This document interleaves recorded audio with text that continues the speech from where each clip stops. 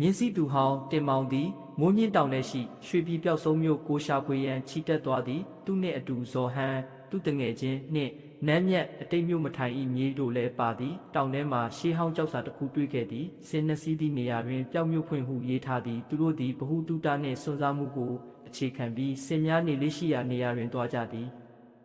အလဲတစ်ခေါက်အချိန်တွင်မြေပြိုသွားပြီးတင်မောင်နှင့်နမ်းမြတ်တို့မြေပြိုကွင်းထဲပြေးကြသွားသည်ဖွင့်လိုက်သည့်အခါရွှေဖျားများရွှေဦးမြေအိုးများပြည့်နှက်နေသည့်မြို့တစ်မြို့ရှိသည်ရွှေပြည်ပျောက်ဆုံးမြို့တွေ့သွားပြီးသို့သောအဲ့ဒီအခါတကားများအလိုလျောက်ပိတ်သွားသည့်ဇော်ဟန်သည်အပြင်တွင်ပိတ်မိခဲ့ပြီးသူတို့နှစ်ဦးသည်မြို့တွင်ပိတ်မိနေသည်သူတို့ရှာဖွေလိုက်သည့်အခါရွှေပြည်တွင်အသက်ရှင်နေသူများရှိသည်များသောအားဖြင့်သူတို့သည်ရွှေပိုင်ရှင်မဟုတ်ဘဲအစွန်းရောက်သူများဖြစ်နေသည်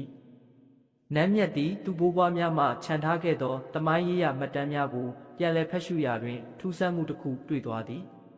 မြို့သည်တမန်တော်တဦး၏ကျိန်စာကြောင့်အပြင်ထွက်၍မရနိုင်သောနေရာဖြစ်သည်သူတို့သည်ထွက်နိုင်ရန်ရွှေဖျားတွင်တောတစ်ခုရှိမရှိစတင်ရှာကြသည်နောက်ဆုံးတွင်တင်မောင်သည်ရွှေဖျား၏အောက်ခြေတွင်ဖောက်ထွင်းသောလျှို့ဝှက်လမ်းကြောင်းကိုတွေ့သည်အလင်းရောင်တန်းနေသောတကားတစ်ခုပေါ်လာသည်သူတို့နှစ်ဦးလျှို့ဝှက်တကားမှထွက်လာသည့်အခါရွှေပြည်သည်နောက်ဆုံးအခါတွင်ပြန်ပြောက်သွားသည်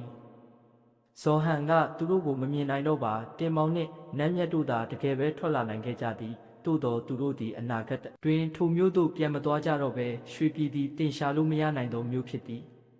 တင့်ကိုယ်တိုင်ပဲရွှေပြည်ဖြစ်လာနိုင်သည်